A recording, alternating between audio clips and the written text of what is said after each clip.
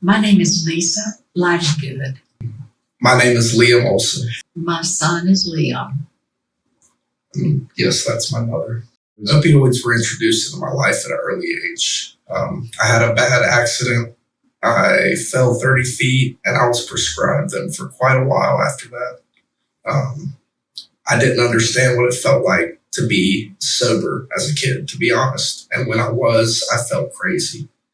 And so I constantly put things in my body to make me feel what I thought was normal. And it took quite a long time to figure out that was not the right way to do things. He was prescribed the medications, and we gave him to the T when it said take 2 a day, 1 in the morning, 1 in the evening. That's what we gave. And we stuck with that throughout the whole several months after his fall, and continued on because he was suffering from headaches later after that. I faced the stigma of being a drug user. I mean, we lie, we cheat, we steal. No one wants to be around us. I mean, once they've found out who I was, if that were to come out, no one wanted to be around me. I mean, I still have friends today that don't talk to me because of my past. And from having felonies and stuff on my record, jobs look at me differently, and it takes me to get my foot in the door and talk to them in person to even get a response, to get looked at, And so my life has faced many challenges from that stigma. Other mental health issues, it's something people think we can control, and it's not like that. Our brains crave this. It's a chemical imbalance that we have. And it's something I've had to learn to just accept. Because he was at such a young age with this type of use of drugs and going on in his system chemically, it changed his brain. It rewired and did something physiologically, which I don't know all of that, and chemically to his brain, that if he had been older, maybe over 24, I think is the age I've been told, but if he had been older, maybe starting this kind of drug use or taking these drugs, it might be easier that he not get as hooked as he did and as addicted at such an early age. And we just didn't understand it back then. And so now it's been quite an education for me to know that it's something that, later on, or as he's young and his brain is not developed, it sort of changes things from the beginning. The stigma that I think has followed me the most through this is, what did I do? What did I do as a parent that allowed him to get hooked on drugs? Was it going right on under my eyes and I didn't know it, or was I just not paying? How was I not paying attention? That was very critical, that I should have seen something with him and changing with him. But, and I did notice some things, but I wasn't sure what it was. As soon as I put a drug into my body, all my morals change. I'm not me. I will do whatever it takes to get one more.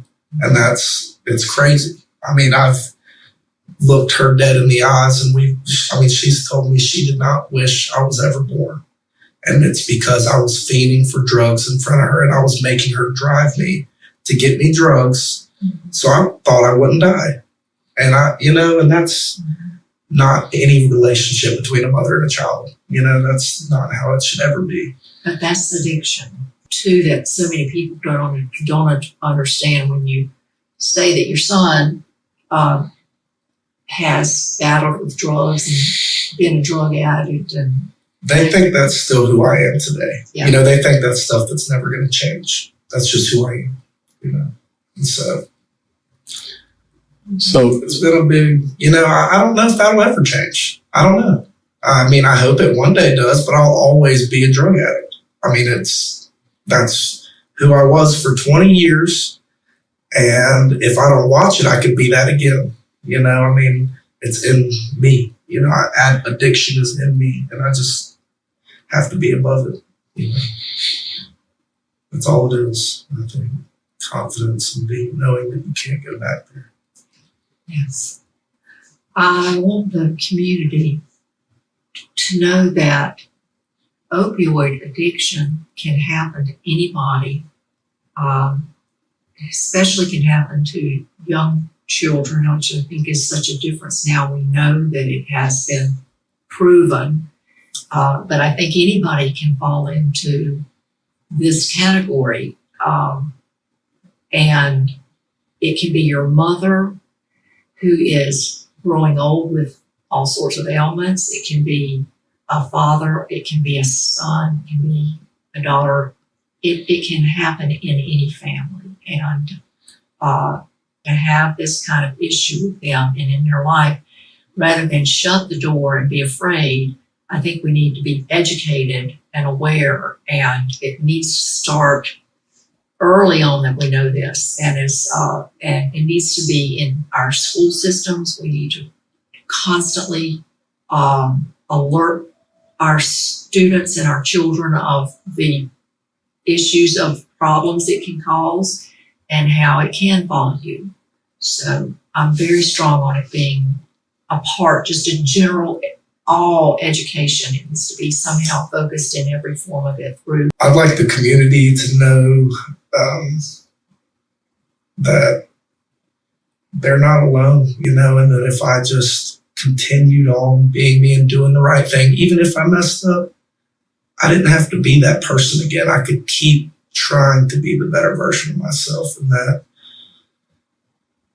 once you get that confidence of just not allowing the judgment from other people to eat at you like it did me for so long, that you can grow out of that stigma.